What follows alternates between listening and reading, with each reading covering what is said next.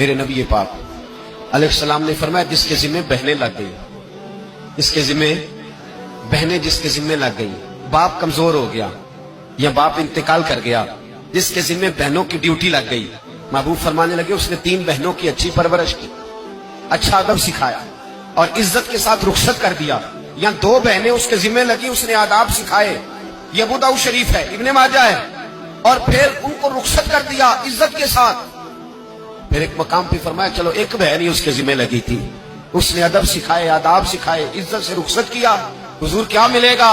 فرمایا باقی نیکیوں والوں کو ثواب ملے گا، جو بہنوں کا بوجھ اٹھائے گا جس طرح میری 2 انگلیاں جڑی ہوئی ہیں اس طرح میرے ساتھ جڑ کے جنت میں داخل ہو جائے گا۔ ابھی اس حق کا تعین کس نے کیا؟ نبی پاک صلی اللہ علیہ وسلم۔ اب اگر کہیں یہ کہا جائے کہ بس بھائی صحیح ہو گیا، تمہارا کیا کام ہے، تمہاری کوئی ذمہ داری ہے، تم نے کوئی ٹھیکہ اٹھایا ہوا ہے، تم کوئی زیادہ سیانے ہو، تم کوئی زیادہ سمجھدار ہو، تو اسے کہا جائے گا ذرا ٹھہر جا، اس طرح کی بات نہ کر، یہ وہ حق ہے جو میرے مصطفیٰ نے بیان فرمایا ہے۔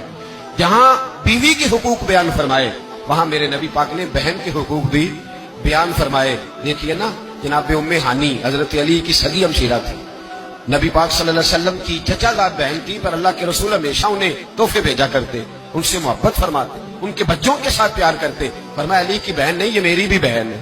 کیا لوگوں کو تاریخ کی وہ بات یاد نہیں؟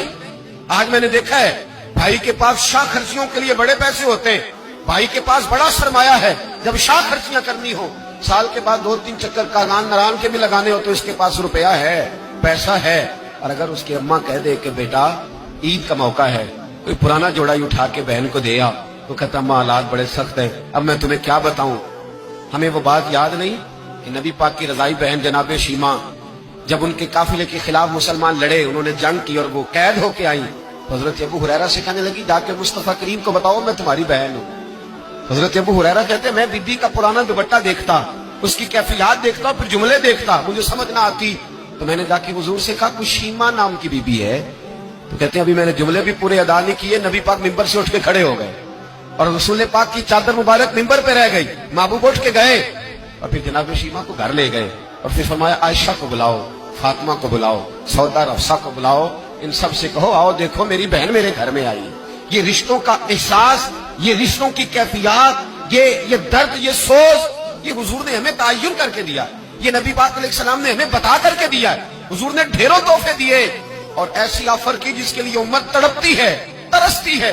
حضور نے فرمایا شیمہ اگر تو پسند کرے تو تیرے لیے مدینے میں مکان نہ بنا دوں، اگر تو کہے تو یہاں تیرے لیے مکان نہ بنا دوں، جہاں 70,000 فرشتے روز سلامی دینے آتے یہاں تیری پکی رہائش نہ کر دوں۔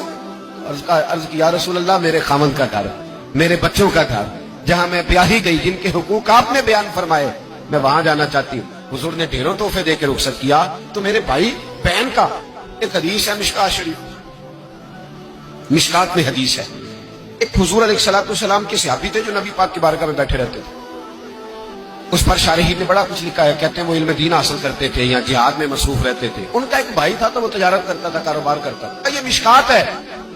ایک دن آ کے عرض کرنے لگے یا رسول اللہ صلی اللہ علیہ وسلم اسے سمجھائے کوئی کام بھی کرے، آپ کے پاس بیٹھا رہتا ہے، ڈیوٹی ساری میں کرتا ہوں۔ تو محبوب فرمانے لگے خاموش ہو جا، ہو سکتا ہے رب کریم جو تجھے رزق دے رہا ہے وہ بھی اس کی برکت سے عطا فرما رہا ہے، اس کے نصیب کا اللہ تجھے دے رہا ہے، ہو سکتا ہے اس کے توسل سے، پتہ نہیں اللہ کس کی وجہ سے دے رہا ہے، کس کے حصے کا تیرے گھر بھیج دیتا ہے۔ امام حسن رضی اللہ تعالیٰ عنہ جب کسی شخص کو کچھ دینے جایا کرتے تھے تو فرماتے تھے بھائی یہ نصیب تیرا تھا، اللہ نے میرے گھر بھیج کے میری ڈیوٹی لگائی تھی کہ میں تجھ تک پہنچا دوں، میں نہیں لے کے آیا، نصیب تیرا ہی تھا، میرے ذمہ لگا تھا کہ چلو میں بھیج دوں۔ تو یاد رکھیے گا اگر کچھ جگہوں پہ ہمیں حقوق ادا کرنے پڑتے ہیں، کسی مالدار بھائی کو کسی غریب کا خیال رکھنا پڑ ہی جاتا ہے، تو مہربانی کرے وہ خیال کرے۔ میں نے ایک امیر بھائی سے ایک دفعہ کہا کہ تیرے غریب بھائی کی بچیاں بڑی ہو گئی ہیں، تیرے بچے رشتہ لے لو، رشتہ لے لو۔ تو کہنے لگا نہیں وہ جب شادی کرے گا تو میں تعاون کروں گا۔ میں نے کہا تو کیا تعاون کرے گا، کیا مطلب ہے تیرا، تو بھائی کی محبت کو پیسوں میں تول رہا ہے، سوچا ہی نہیں تو نے، وہ اسی باپ کی صلب سے جس سے تو ہے، اسی ماں کا دودھ پیا ہے جس کا تو نے پیا ہے۔ تجھے وہ دور بھول گیا ہے کہ جب گھر باہر کوئی تیرے بھائی کو گھورتا تھا تو کہتا تھا میں آنکھیں نکال دوں گا، تیری جرت کیسے ہوئی، میرے بھائی کو گھورتا ہے، اور آج تو کہتا میں تعاون کر دوں گا۔ میں نے کہا تعاون تو کرنے والی بڑی دنیا ہے، تو تھوڑی توجہ کر، خیال کر، اللہ بڑا مہربان ہے، بعضوں کا دل میں بات ڈال دیتا ہے. صبح فجر کے وقت مجھے ملے تو کہنے لگے آپ نے بات تو بڑی پتے کی میرے گھر کے اندر کچھ کیفیات ایسی تھی پر رات میں نے بدل دی ہے. اب دعا فرمائیے کہ اللہ مجھے اس احساس پر استقامت عطا فرمائے. تو ہمارے ہاں احساس نکلتا چلا جا رہا ہے. اب ذرا آگے بڑھیے. میرے رسول پاک صلی اللہ علیہ وسلم نے مطلق رشتوں کی بات ارشاد فرمائی. یہاں تو تعین ہے نا، خالہ کا، چاچو کا، ماموں کا، پھوپھی کا تعین کر کے. یہاں محبوب کریم صلی اللہ علیہ وسلم نے صحیح بخاری کے اندر رسول پاک صلی اللہ علیہ وسلم نے ایک بڑا خوبصورت فرمان ارشاد فرمایا. اللہ کے رسول فرمانے لگے صحابہ سے، کیا تم میں سے کوئی چاہتا ہے کہ اس کی عمر بھی لمبی ہو، رزق بھی زیادہ ہو؟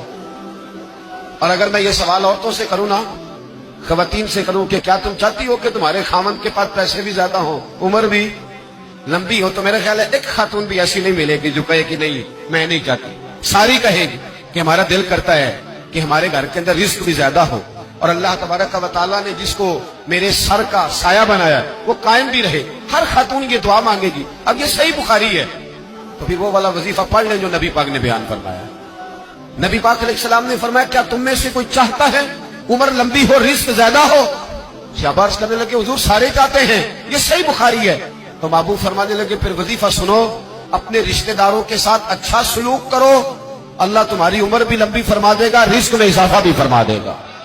رشتہ داروں سے اچھا سلوک کرو، صلہ رحمی کرو، ان کا خیال کرو. اگر غریب ہے تو ان کی مدد کرو. اگر کسی جگہ تمہاری ڈھارس کی انہیں ضرورت ہے تو ان کی ڈھارس بندھاؤ، تھوڑا آگے بڑھو، ان کے ساتھ تھوڑے رشتوں کو نبھاؤ. تم تو صرف ایک رشتہ دار کی حوصلہ افزائی کرو گے، بیمار ہوگا تو تیمارداری کرو گے، کسی تکلیف میں جا کے اس کی دلجوئی کرو گے، اللہ تمہیں اس کا انعام یہ دے گا کہ رب تبارک و تعالیٰ تمہارے رزق میں بھی اضافہ فرما دے گا اور تمہاری عمر کو بھی لمبا فرما دے گا. اب ہمارے یہاں ہوتا یہ ہے کہ لوگ کہتے ہیں کہ میرا رشتہ دار سخت بہت ہے، بڑا سخت ہے. دنیا میں سب سے سخت رشتہ دار میرے نبی پاک کو ملے تھے. سب سے سخت رشتہ دار، سخت رشتہ دار، ایسے رشتہ دار کہ جو تلواریں لے کے آ گئے شہید کرنے کو، اور ایسے رشتہ دار جو بدر کی جنگ تک تلواریں لے کے آتے رہے، اور ایسے رشتہ دار جو فتح مکہ تک تلواریں لے کے آتے رہے. لیکن جس دن انہوں نے نرمی فرمائی، میرے محبوب نے فرمایا تم تو صرف نرمی کرو گے، مجھے تو اللہ نے رحمت للعالمین بنا کے بھیجا. میرے محبوب پاک علیہ السلام نے کرم کے دروازے ہی کھول دی.